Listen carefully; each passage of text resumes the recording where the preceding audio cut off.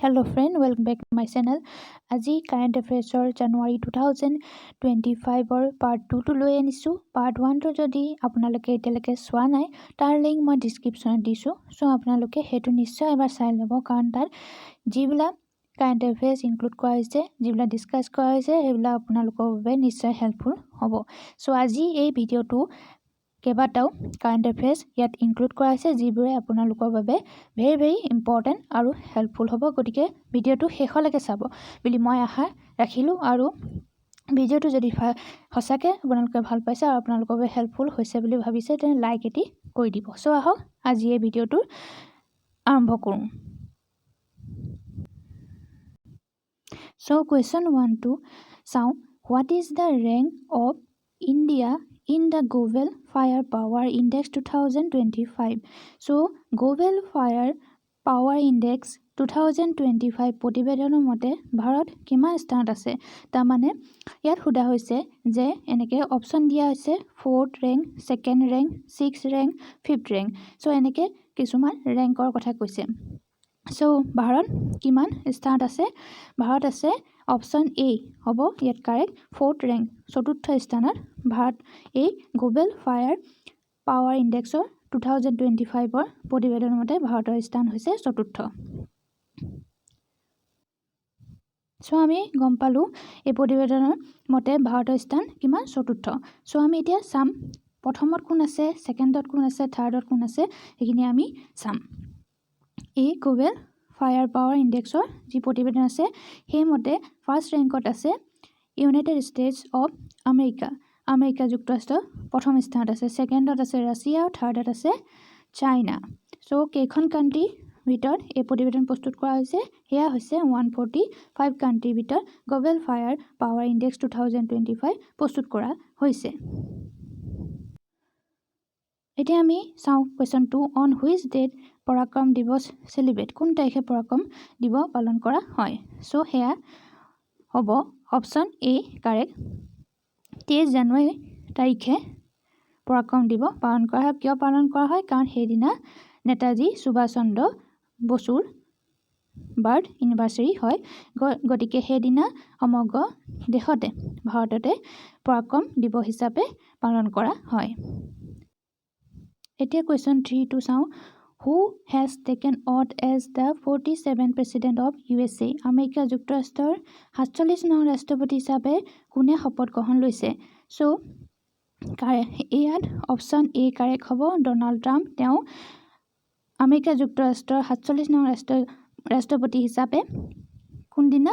20 জানুৱাৰী 2025 সেইদিনা তেওঁ ৰাষ্ট্ৰপতি হিচাপে শপত গ্ৰহণ লৈছে। আৰু ফাৰ্ষ্ট প্ৰেছিডেণ্ট অফ USA তেওঁ কোন হয়? তেওঁ হৈছে জৰ্জ ৱাশ্বিংটন। সেইটো এটা কথা জানিবলগীয়া কথা যে প্ৰথম USA প্ৰেছিডেণ্ট কোন আছিল? তেওঁ আছিল জৰ্জ ৱাশ্বিংটন। এতিয়া কুৱেশ্যন 4টো চাওঁ। On which date National Voters Day celebrated? National Voters Day কোন তাৰিখে পালন কৰা হয়? চ' ইয়াৰ এই অপশ্যনকেইটাৰ ভিতৰত কোনটো কাৰেক্ট হ'ব? অপশ্যন বি, 25 জানুৱাৰী মানে 25 জানুৱাৰী তাৰিখে গোটেই সমগ্ৰ ভাৰততে নেশ্যনেল ভোটাৰ্ছ ডে হিচাপে পালন কৰা হয়। এতিয়া কুৱেশ্যন 5টো চাওঁ। Which is the edition of Khelo India Winter Games 2025? Khelo India Winter Games 2025 কিমান সংখ্যক হয়? মানে এতিয়া খেলো ইণ্ডিয়া উইণ্টাৰ গেমছ চলি আছে, আৰু সেই গেমছ কিমান সংখ্যক মানে কিমান এডিশ্যনৰ হয় বুলি কুৱেশ্যনটোত সোধা হৈছে, আৰু সেয়া হৈছে 5th এডিশ্যন। খেলো ইণ্ডিয়া উইণ্টাৰ গেমছ 2025 যি হৈ আছে সেয়া হৈছে 5th এডিশ্যন। এতিয়া খেলো ইণ্ডিয়া উইণ্টাৰ গেমছ 2025ৰ কেইটামান ইম্পৰ্টেণ্ট কথা জানি লওঁ আহক। চ' এতিয়া আমি এই খেলো ইণ্ডিয়া উইণ্টাৰ গেমছ দুটা ফেজত হৈছে, দুটা ভাগত হৈছে। প্ৰথম ফেজটো হৈছে লাডাখত হৈছে, আৰু কেতিয়া হ'ল সেয়া 23 পৰা 27 জানুৱাৰীৰ ভিতৰত হৈ গ'ল, 2025 চনৰ লাডাখত হৈ গ'ল। এতিয়া ছেকেণ্ড ফেজ যিটো হ'ব সেইটো জম্মু কাশ্মীৰত হ'ব, গুলমাৰ্গত হ'ব। চ' কেতিয়ালৈ হ'ব? 22 পৰা 25 জানুৱাৰী 22 বা 25 ফেব্ৰুৱাৰী হ'ব এতিয়ালৈকে হোৱা নাই হ'ব হৈ গ'ল লাডাখত হৈ গ'ল এতিয়া জম্মু কাশ্মীৰত হ'ব কেতিয়ালৈ হ'ব যে 22 বা 25 ফেব্ৰুৱাৰী 2025 চনৰ ভিতৰত হ'ব আৰু প্ৰথম কেতিয়া হৈছিল ফাৰ্ষ্ট এডিশ্যন কেতিয়া হৈছিল 2020ত হৈছিল তাৰমানে 2020ৰ পৰা খেলো ইণ্ডিয়া উইণ্টাৰ গেমছ ষ্টাৰ্ট হৈছে আৰু এতিয়া যি হৈ আছে সেয়া হৈছে 5th এডিশ্যন ফাৰ্ষ্ট এডিশ্যন ক'ত হৈছিল জম্মু এণ্ড কাশ্মীৰত হৈছিল আৰু এতিয়া দুটা ভাগত হৈছে প্ৰথমটো লাডাখত হৈ গ'ল আৰু সেকেন্ডটো জম্মু এণ্ড কাশ্মীৰতে হ'ব আৰু প্ৰথমটো হৈছিল 23 পৰা 27 জানুৱাৰী ভিতৰত আৰু নেক্সটটো এতিয়া যিটো হ'ব সেইটো 22 পৰা 25 ফেব্ৰুৱাৰী ভিতৰত 2025 চনৰ ভিতৰত হ'ব গতিকে এইখিনি ইম্পৰ্টেণ্ট কথা খেলো ইণ্ডিয়া উইণ্টাৰ গেমছৰ ওপৰত এতিয়া কুৱেশ্যন 6 টো চাওঁ who was the inaugurated the Z Morh tunnel এই টাৰ্নেলটো কোনে উদ্বোধন কৰিছে বুলি সুধিছে এই কুৱেশ্যনটোত আৰু সেয়া কৰিছে অপশ্যন এ কাৰেক্ট হ'ব ভাৰতৰ প্ৰধানমন্ত্ৰী নৰেন্দ্ৰ মোদীয়ে এই প্ৰাইম মিনিষ্টাৰ নৰেন্দ্ৰ মোদীয়ে এই টাৰ্নেলটো ইনগ্ৰেশ্যন কৰিছে উদ্বোধন কৰিছে এতিয়া এই টাৰ্নেলটো কেইটামান কথা জানি লওঁ ইম্পৰ্টেণ্ট কথা কোনদিনা ইনগ্ৰেশ্যন কৰা হৈছিল সেয়া হৈছে 13 জানুৱাৰী 13 জানুৱাৰী তাৰিখে 2025 চনৰ এইটো উদ্বোধন কৰা হৈছে আৰু এই টাৰ্নেলটোৱে কোনখিনি ঠাই সংযোগ কৰিছে বুলি কৈছে সেয়া হৈছে জম্মু এণ্ড কাশ্মীৰৰ গগনগিৰ আৰু সোনামাৰ্গ এই দুখৰ ঠাইৰ মাজত সংযোগ কৰিছে গতিকে এইখিনি ইম্পৰ্টেণ্ট কথা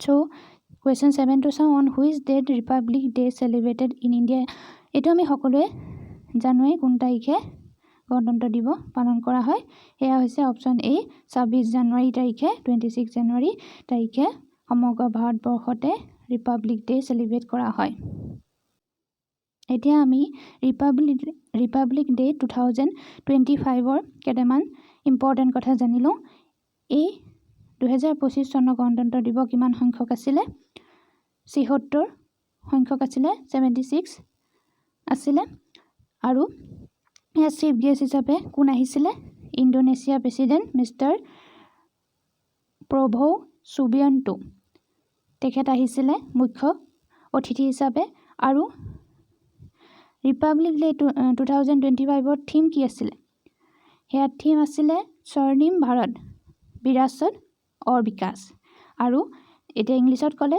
golden India heritage and development এইটো ভেৰি ইম্পৰ্টেণ্ট আৰু গোটেইখিনি ইম্পৰ্টেণ্ট ইয়াত কোন আহিছিলে মুখ্য অতিথি হিচাপে সেয়া আহিছিল ইণ্ডোনেছিয়া প্ৰেছিডেণ্ট আৰু যি আমাৰ পালন কৰি গ'ল ৰিপাব্লিক ডে সেয়া কিমান সংখ্যক আছিলে সেয়া আছিলে 76 এইখিনি ইম্পৰ্টেণ্ট নলেজ এতিয়া আমি কুৱেশ্যন 8 টো চাওঁ which state is host 38 national games কোনখন ৰাজ্যে 38 নেশ্যনেল গেমছ আয়োজন কৰিছে চ' এইকেইটা অপশ্যনৰ ভিতৰত কাৰেক্ট অপশ্যনটো হ'ব অপশ্যন এ উত্তৰাখণ্ড ক'ত হৈছে দেৰাদুনত হৈছে উত্তৰাখণ্ডই 38 নেশ্যনেল গেমছ আয়োজন কৰি আছে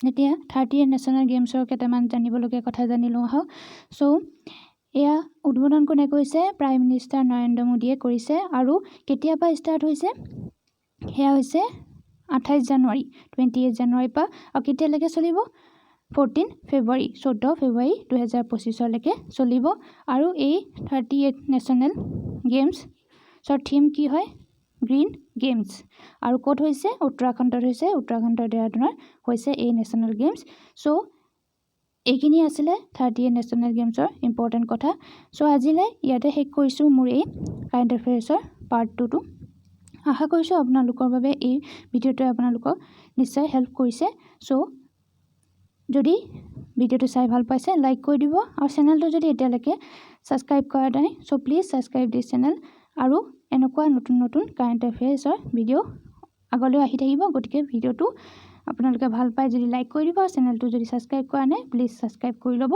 চ' আজিলৈ ইয়াতে শেষ কৰিছোঁ থেংক ইউ